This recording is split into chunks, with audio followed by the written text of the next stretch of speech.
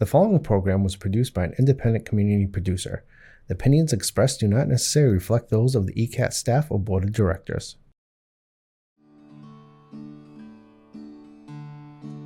There's a storm across the valley. The clouds are rolling in. The afternoon is heavy on your shoulders. There's a truck out on the 4-lane, a mile or more away. The whining of his wheels just makes it colder. Welcome to Community Forum. My name is Priscilla Almquist Olsen, your host. Today is July 1st, 2024, and I am here welcoming Sean Murphy, who is a candidate for the Governor's Council District 2. Easton and 36 other communities are in that same district number 2. It's a big district, and we have 4 Democratic candidates and 1 Republican. And the primary is on September 3rd, and the Democratic winner will face the Republican, since there's only one of them. Anyway, so tell us a little bit, Sean. Welcome to the show. Thank you, Priscilla. Thanks for having me. You're very welcome. And tell me a little bit about yourself. Where were you raised? And Little Bird said you were a Massachusetts original. Is that true? That's true. So I was born in Boston. I'm the son of immigrants, Irish immigrants. At a young age, we moved back to Ireland in a place called County Meath. It was the 80s. We lasted about 3 years. At that time, Ireland was a fairly poor country. So my mother wanted to move back because she wanted us to be closer to family. Ironically, though, my father had to spend 6 months at a time here working, sending money back. It wasn't sustainable, so my mother finally said, let's move back. I mostly grew up in Braintree. I graduated from Braintree High in 1995. Okay, you're a youngster. You told me you're 48. It's a wonderful age, and you have done so much with your life. You were in the military, and you then went to law school in San Diego. Now, why did you go all the way across the whole country to go to law school when, you know? Well, so my wife is from California. I was stationed in California. We stayed out there. 2 of my 3 kids were born in California. I see. And I was working construction there. I was working as a union electrician. And, you know, the economy was rough, and there was layoffs. The crash happened. So I talked to my wife. I was like, well, I'm going to go back to school. I got to do something that's more sustainable. And then finally went on to law school, and then here I am. Yeah, so you're an electrician and a lawyer. I was an electrician, yes, I was. Wow, 2 for 1. That's wonderful. So you can do your own electrical repairs at home. Right? Yes. Yeah. Okay, so tell me, how did you get on this journey? You came back here to the East Coast eventually? Right, I came back after law school, and I didn't have any job prospects. At that time, there was nobody hiring. So I walked down to the housing court in Brockton. The 2 clerks there was Debbie Peterson and Gail Whitney. I walked in and I said, you know, I'm a new lawyer and I don't know what to do. I have no idea how to do my job. And they took me under their wing. They set me up with my mentors, Irene Bagdoyan, who's now a judge in the housing court, and Dave Asak, who is still practicing law in Brockton. The 2 of them really taught me how to do my job. I put my own shingle out, and here we are. And here you are, and you're a litigator, one of those courageous who go into court with great pizzazz and confidence. And so you do mostly civil litigation, right? Correct. Yes, and you also doing probate litigation. There aren't that many people who do that.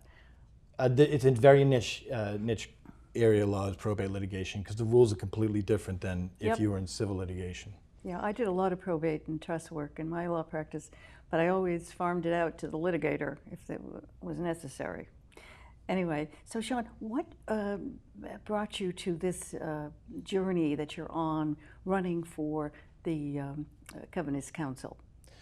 So, as you said before, the Governor's Council, the main job is to confirm judges. So when the governor wants to appoint somebody to be a judge, and a whole host of other positions within the trial court and other boards, that nominee has to go to the governor's council. It's the governor's council's job to ensure that person's qualified, has the right demeanor, and then it's up to us or the governor's council to vote yes or no. So what are you looking for when you look at the judges? Is there anything in particular that you're interested in? I mean, obviously, they're being nominated because they're qualified in a judicious sense, but are there any other qualities as a human being that might be of interest to you? So I'd say the biggest thing, I understand that they're all coming qualified, but that's not the end, right? I need to make sure that the qualifications are not just you've been in the practice of law for 10 years, because you could have someone who hasn't been in a courtroom for 10 years. That may make a good judge. I'm not saying it wouldn't, but I would prefer to find someone who's been a litigator, been in court, knows the rules of evidence, and also has an even-keeled temperament. I wouldn't find somebody who's sort of middle of the road. We all have biases, right? So I want to make sure that the person who has that bias, we recognize that bias, one who can take that bias, put it in their back pocket, look at the facts in front of them, and make the best decision based on the laws and the facts, regardless of who's coming before them. Everybody should have a fair shake at a fair decision. Absolutely. And do you find that in courts that you've been in that sometimes that bias gets in the way? And if it does, who are the majority of victims? I do see bias in the courtroom. I don't know if I could say that there's a majority of victims. I'm not saying it's against one or the other. I do think that people bring their own biases in. Sometimes you have, just take housing court for an example, sometimes you will have judges who are very tenant friendly. And sometimes they look at the landlords and say, well, these landlords are all very wealthy people. That's not always the case. Sometimes the landlord is just, a married couple has a multifamily home and they need that rent in order to pay their mortgage. And so you really need a judge who's going to be able to take a look at that and understand the difference. It's one thing having a big, huge corporation that has multi-millions of properties, and then it is to have somebody who's really depending on that rental payment to pay their mortgage. And I think that's where you have to really be careful with the biases. Yeah, and what about, are you interested in judges who have sensitivity to people of color, to women, to poor people, that kind of thing? How does that play in? So I think there's a lot of talk about diversity and inclusion. I think the trial court has gotten a lot better about becoming more diverse. I mean, if you take the probate court now, for example, I think there are more female judges than male judges. And that's happened over probably the last 10, 15 years. So I think the court has gotten very better, especially in Massachusetts, of working through that diversity. I think that having a sensitivity to one group or the other is not necessarily the word I want to use. I want to make sure that whoever the judge is, that they look at the facts and the law, and maybe not so much of who it is, what their background, skin color, race, whatever. I'd much rather them focus on the facts and law. That's the only way to have a true, fair decision. Okay, so you don't think there are any mitigating circumstances? No, I do think there's mitigating circumstances. So what I mean by that is, so there are situations where you have a young kid in front of you, say on the criminal side of things, first offense, stuff like that. Maybe you're not going to come down on that person right away, or you look at their background, maybe they had a little harder time. That in itself is within the judge's discretion, but you need a judge who's going to be balanced enough to make that right decision.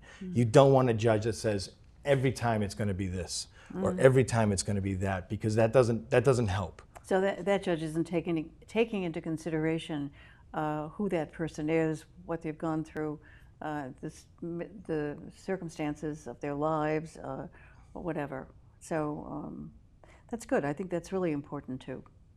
Right, and when I say that, when they come into on the criminal side, you'll get a lot more of that information. What is the background? When you're going through sentencing and stuff like that, those things are all factors that the judge will take into consideration. Right. But I think we got to remember, judges don't only do criminal cases. There's a ton of civil cases, and I think really, when you have civil cases, especially probate litigation, you have to really take a look at what does the law say. What are the facts, and how do we make sure that we fall? It has to be even keel. Yeah, you're absolutely right. I mean, the probate litigation is so different because it's one side who wants the money, and the other side wants it too. Correct. So, you don't have any bleeding hearts there. Criminal is different, quite decidedly different. There are a lot of defendants who come before the court who are there not by choice in some ways, but by circumstance. And it's good if a judge can see that. So how do you feel about a judge offering treatment instead of prison sentence? Oh, I'm absolutely for that. I think that it's, especially in certain situations, like in the first offense, second offense, maybe, that there's definitely has to be a treatment component. We have an epidemic in this country when it comes to opiate addiction. It's started with the Oxycontins. It got so much worse. It's definitely something that we should be, and they do examine, and they do send people to treatment, stuff like that. That being said, you can't just send someone to treatment and then they come back 6, 7 times. There has to be a limit. There has to be, okay, and you have to have a harder punishment, or there is no correction. We have to have some sort of correction. Yes, of course. But on the other hand, maybe they need more treatment. I'd agree they need treatment, but there are situations where, okay, they get treatment, the treatment doesn't work, they come back again. Okay, now maybe 60 days in jail and then treatment too. Yeah. I mean, I'm not going to make those decisions. No. I'm going to make sure that the person who's qualified to make decisions will, but I think there has to be a balance. And doesn't probation come into that too? I mean, they give a report to the judge. Correct. And voice their opinions. So, and probation does a lot of interviewing. The family, the acquaintances, the business, if they're working, their bosses. You know, it's pretty much a thorough investigation. So probation has a lot to say, and hopefully the judges that you appoint, if you get that chance, will be sensitive to that. I think most judges are on the criminal side of things. I think we see an awful lot. We have the Veterans Court, we have the Drug Court, we have things like that are already in place where people are getting treatment. I would disagree with some of my opponents to say that that's not happening. I see it all the time. I think it is happening. I think judges are very sensitive to people who have, especially drug problems, that they have done everything they can to help. So I think that is happening now. Yeah, good. So tell the audience who's listening why they should vote for Sean Murphy. Well, I have a diverse background as far as I haven't been a lawyer my whole life. I didn't spend 30 years as an attorney. Like we spoke about before, I'm a veteran. I was a union electrician. I'm a father of 3, and now I'm also a litigator. I'm a litigator last, and I've been doing this for over 10 years. What I'm going to look for in a judge is well-rounded. I want a judge that, like I said, is even-keeled, who we all have biases, who is going to be able to take that bias, set it aside, and make the best decision possible for the litigants in front of them. Like I said before, the position itself, running for governor's council, is politicized to some extent, right? We have Democrats and Republicans, and I'm a Democrat. And the legislature is politicized, and the executive branch, the governor's politicized. I don't want my judges to be politicized. I don't. I want my judges to be as even keel as ever, as they possibly can be. Because if you think about it, they're the great referees. Take a look at the Supreme Court now. And people are saying the Supreme Court's decisions are based on all the presidents before who've appointed more conservative judges. Well, I would much rather middle-of-the-road judges, so you'd have middle-of-the-road decisions. They're supposed to be the referee between the left and the right, and I think that's what's important. Right. So it sounds like you are a very good litigator, and so you're in court, you told me 4 out of 5 days a week. So you're in front of those judges, you see them all, and you have a good idea, it appears to me, on how you're going to judge a judge and what you think is fair, balancing the facts with the law, being sensitive to a person's situation, and coming down on the side of justice. Is that about it? That's fair. I'd say that's fair. Yes. I don't want to put words into your mouth. Anyway, tell me a little bit about your family life. You have a wife and you have 3 children. I do. My oldest just got into Stonehill. He's going to be going there next year. I'm very proud of him. He went to Severian. My middle child, she's 13, going on 26. Yeah. She's going to be going to high school next year. Also very bright. In fact, all my children are smarter than me. I kind of lucked out in the apartment. And my youngest is 9, and she is the sweetest, outgoing child you can get. I mean, and how old is she? She's 9. She made me a little bracelet that she always wants me to show off all the time. So I can't take it off because she tied it on. So I don't think I'm going to get it off. So. Yeah. So your kids they're behind you in this, and are they helping? So they help. My son helps a bit, and my middle child helped a little bit. They've worked on other campaigns like Dave Texera in Brockton.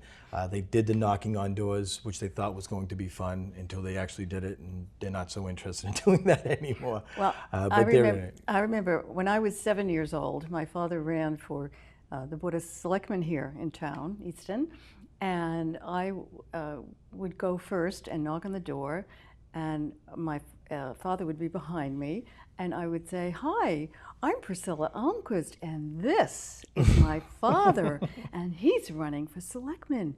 He's a great guy. You ought to get to know him." My kids are not doing that. And then my dad would hand them what they called a palm card back in the day, which was like a postcard size. That had everything on it. Well, good luck to you, Sean. And I know that you're appealing to the unions, of course, but also to the veterans. Correct. So tell me a little bit about the veterans. So the veterans right now need a lot more assistance. There's only so much a judge is going to be able to do for a veteran. They're going to take that into account when they're before them and understand that a lot of these guys are dealing with, not myself, I was fairly lucky, but a lot of guys came back and they've got PTSD. They have a lot of issues that's not being addressed. Quite frankly, it's just not being addressed. I'm a member of the VFW. We don't have enough money going to veteran services. A lot of towns don't have a full-time veterans agent. And veterans a lot of times, they don't complain, so they don't get, it's like the squeaky wheel gets the thing. Right. They're not gonna be squeaky because it's not in their nature, that's not what they do.